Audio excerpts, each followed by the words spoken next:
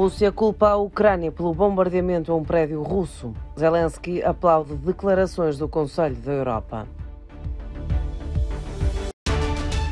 Agência Europeia de Controlo de Fronteiras, Frontex, acusada de encobrir reenvios forçados de migrantes da Grécia para a Turquia. Tribunal Superior Eleitoral do Brasil diz estar a receber reclamações de pessoas que estão a ser ameaçadas pelos seus patrões.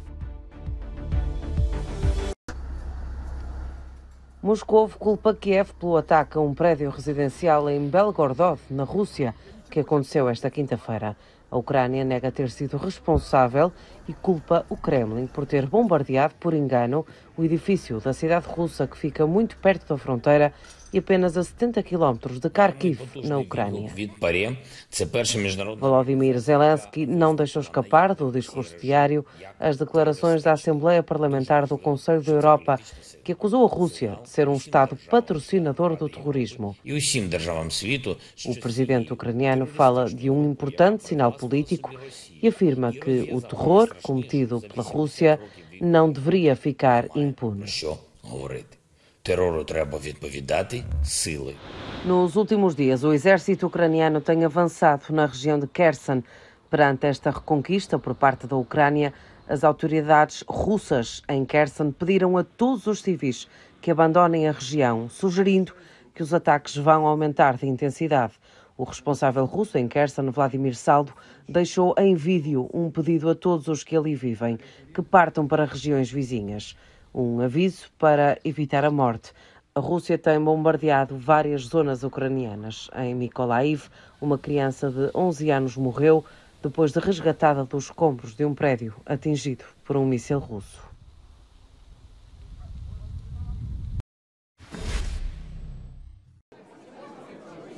A Assembleia Parlamentar do Conselho da Europa apelou aos 46 Estados-membros para reconhecerem a Rússia como um Estado patrocinador do terrorismo.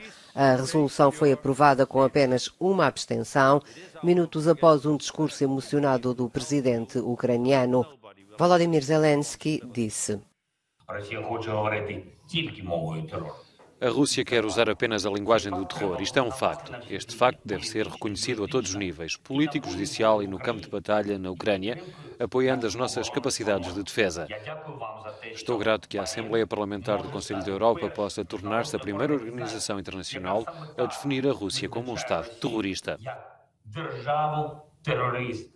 Questionado sobre a resolução, que também apela à criação de um tribunal internacional para julgar os crimes de guerra perpetrados pela Rússia na Ucrânia, o diretor-geral do Conselho para os Assuntos Internacionais da Rússia disse: Isso deveria perguntar ao presidente Putin, mas na minha opinião é que ele não pode agora afirmar que a Rússia foi capaz de libertar de alguma forma a população russófona de Donbass, que estas pessoas podem sentir-se seguras neste momento. E além disso, que à Rússia se juntou um grande número de pessoas pró-russos no sul da Ucrânia.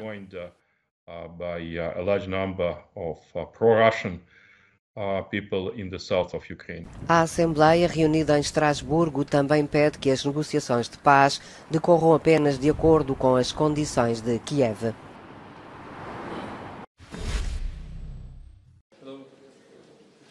Os líderes russo e turco discutiram esta quinta-feira a energia e os laços bilaterais e, claro, falaram sobre a guerra na Ucrânia. Contrariamente ao que se esperava, Ankara não avançou com novas propostas de mediação do conflito e Vladimir Putin decidiu apresentar uma ideia para escoar o gás russo. Se a Turquia e os nossos possíveis compradores noutros países estiverem interessados, poderíamos considerar a construção de outro sistema de gasodutos e a criação de um centro de gás na Turquia para vendas a países terceiros, especialmente os europeus, se eles estiverem interessados nisso, claro.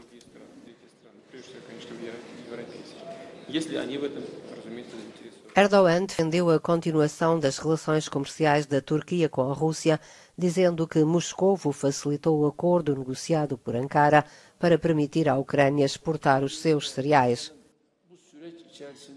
Enquanto os passos da Turquia e da Rússia perturbam certos círculos, eles fazem felizes os países menos desenvolvidos. As conversações entre Putin e Erdogan decorreram durante uma cimeira de líderes regionais no Cazaquistão. Com a maioria da comunidade internacional oposta às suas ações na Ucrânia, Putin procura apoio nos aliados históricos e nos vizinhos.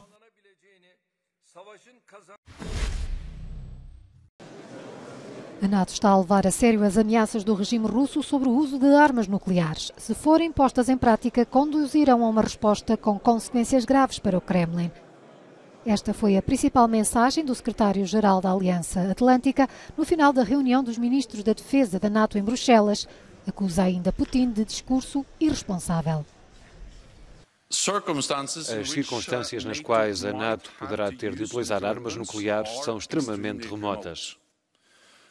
A retórica nuclear da Rússia é perigosa e imprudente e o regime sabe que se utilizar armas nucleares contra a Ucrânia, isso terá consequências graves. E sabe também que uma guerra nuclear não pode ser ganha e nunca deve ser combatida. Stoltenberg acrescentou que Moscovo não parece estar a fazer preparativos concretos para usar estas armas. Portugal não está entre os 14 países da NATO que assinaram uma carta de intenções com vista à aquisição conjunta de armas para o chamado Escudo Europeu do Céu, sob coordenação da Alemanha.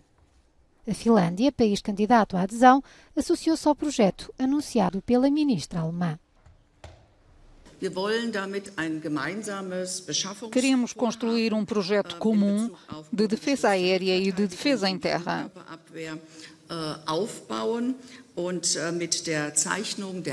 Ao assinar hoje o memorando de entendimento, estamos a lançar esta iniciativa que visa partilhar a nossa responsabilidade comum pela segurança do nosso continente.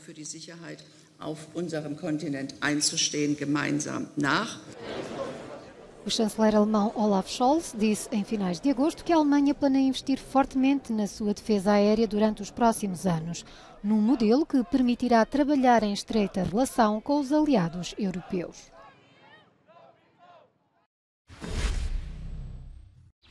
A Agência Europeia de Controlo de Fronteiras encobriu a expulsão de migrantes da Grécia para a Turquia, pelo menos de acordo com um relatório divulgado pelo Organismo Europeu de Luta Antifraude. Refere que vários funcionários da Frontex encobriram casos de reenvios forçados, violando direitos humanos fundamentais dos migrantes. Os nomes não foram divulgados, mas os responsáveis são acusados de falhas graves de conduta e de outras irregularidades por não investigarem os incidentes ou geri-los corretamente. A expulsão forçada de pessoas através de uma fronteira internacional, sem avaliar os direitos de asilo ou outras formas de proteção, viola o direito internacional e comunitário. Há anos que várias organizações não governamentais acusam a Frontex, principalmente desde a grande vaga migratória provocada pela guerra na Síria. Nem as autoridades gregas nem a Frontex reagiram, pelo menos para já, às denúncias do relatório. O Tribunal Superior Eleitoral do Brasil manifestou preocupação com denúncias de assédio eleitoral. Alexandre de Moraes, presidente da mais alta autoridade eleitoral do país, explicava que estão a receber reclamações de pessoas que estão a ser ameaçadas pelos seus patrões de despedimento ou cortes salariais se o ex-presidente Lula da Silva vencer o escrutínio. Inversamente, há quem prometa benefícios aos funcionários que sigam a sua indicação de voto. Uma tentativa de influenciar o resultado eleitoral que para este organismo não pode acontecer em pleno século XXI. Alexandre de Moraes afirmava que é preciso agir de forma mais eficaz e rápida contra este tipo de comportamento e estão já previstas reuniões com as autoridades eleitorais locais pelo país. Uma sondagem divulgada na quinta-feira pelo Instituto IPEC, Inteligência em Pesquisa e Consultoria Estratégica, indicava que Lula da Silva continua à frente com 51% das intenções de voto e que Jair Bolsonaro tem 42%. Comissão de inquérito à invasão do Capitólio nos Estados Unidos chama Donald Trump a depor. O painel, composto por 7 representantes democratas e 2 republicanos, votou a decisão por unanimidade. Na justificação, os parlamentares dizem querer respostas do homem que pôs tudo em marcha, referindo-se aos acontecimentos de 6 de janeiro de 2021, em que apoiantes de Trump invadiram o edifício onde funcionam as 2 câmaras do Parlamento norte-americano. Tudo indica que Trump vai contestar a intimação. A Comissão deve divulgar as conclusões do inquérito até ao final do ano.